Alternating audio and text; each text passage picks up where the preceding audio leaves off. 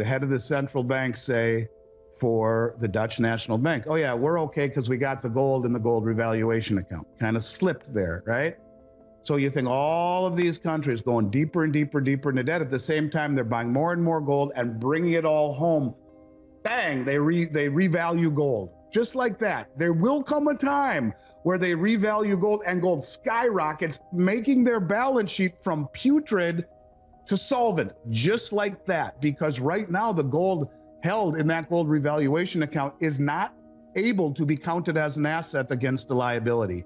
If they revalue it and change it to where it is now an asset on their balance sheet, everyone's balance sheet goes from upside down to perfect. Did you know that over 30 countries have been quietly repatriating their gold from the Federal Reserve Bank in New York and the Bank of England?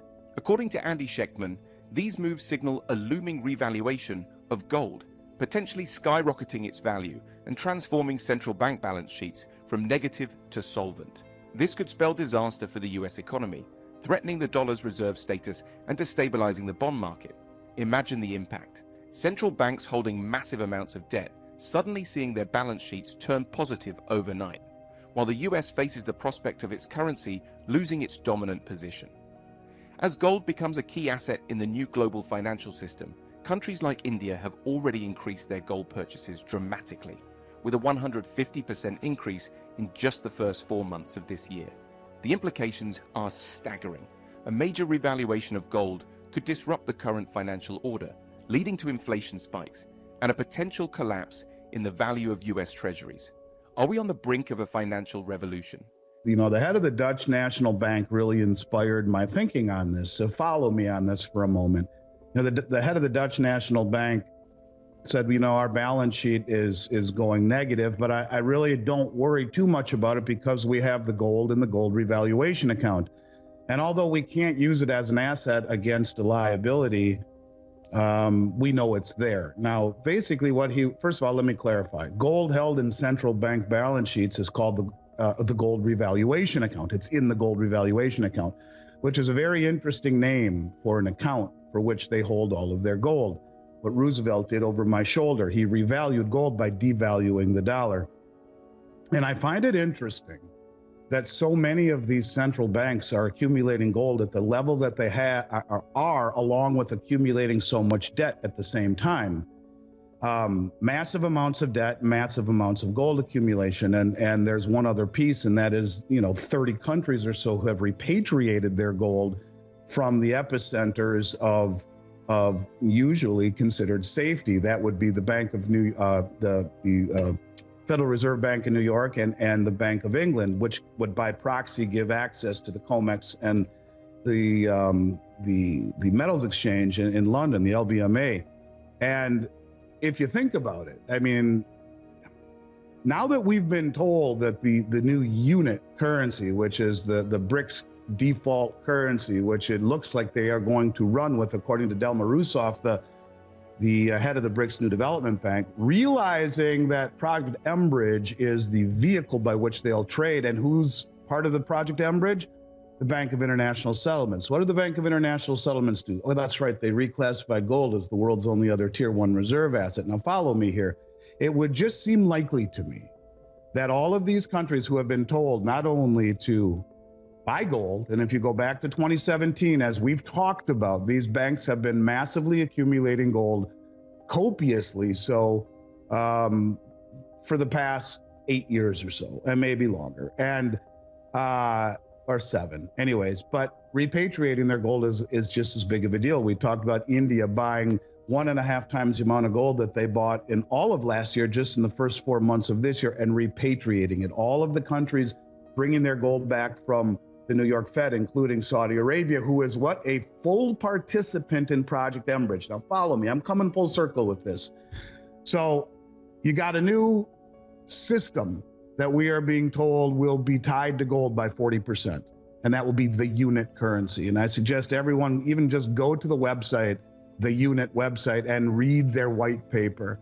And then you have a new settlement platform, that being Project mBridge, that will sidestep the SWIFT. So the unit is the settlement currency. Project mBridge is the vehicle where each country can trade their their own autonomous central bank currencies, having their own monetary policy, and yet settling in a common reserve currency. All of this points to lack of ownership in treasuries and accumulation in physical gold. If you read the white paper on the unit, it allows for each country to hold their gold in their own sovereignty, in their own borders, and have it audited, independently audited. This is why they're all bringing it home, because you can hold your gold according to the this new currency settlement, the unit, in your own borders, right? But it has to maintain this strict protocol and be audited. All right. So all of these countries accumulating gold, at the same time, they know what's coming, so they're accumulating wicked amounts of debt, right?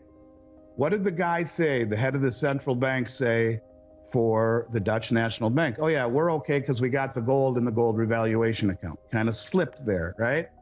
So you think all of these countries going deeper and deeper, deeper into debt. At the same time, they're buying more and more gold and bringing it all home.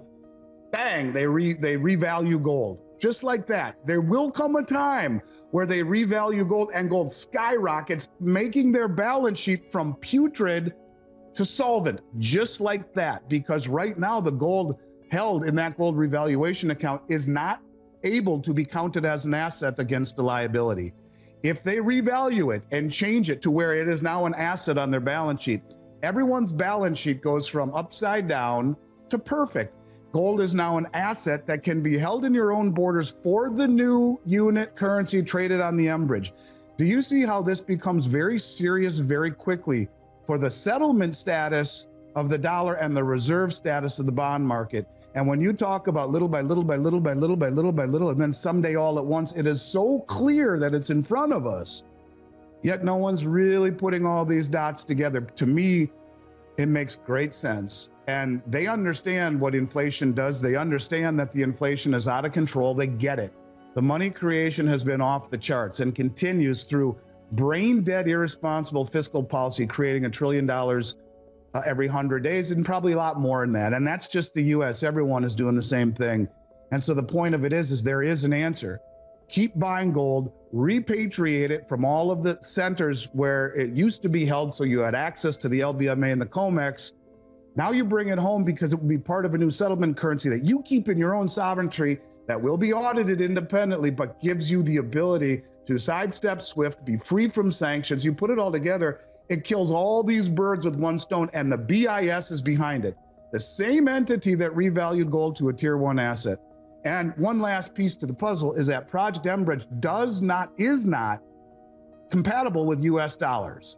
So when you have the biggest oil producer in the world sign on as a full participant to mBridge, something that is not compatible with US dollars, you start to see these pieces coming together. Now, this is why you get the dollar bulls and the recency bias people saying all of this is a nothing burger, because they can't see past a couple of days or weeks or months. They're so narrowly focused, they don't see what is happening.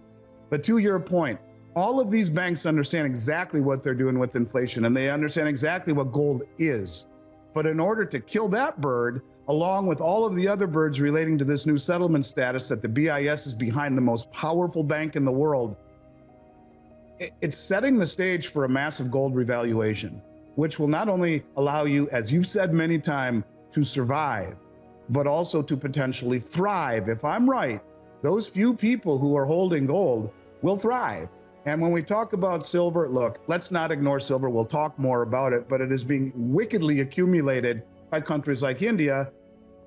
I wouldn't forget about silver. It is not a tier 1 like gold, but it is also something that I believe should be characterized as strategic. And we're on the cusp of some very big things. And I think gold and silver and the dollar, those three things that we focus on, will have a profoundly different view.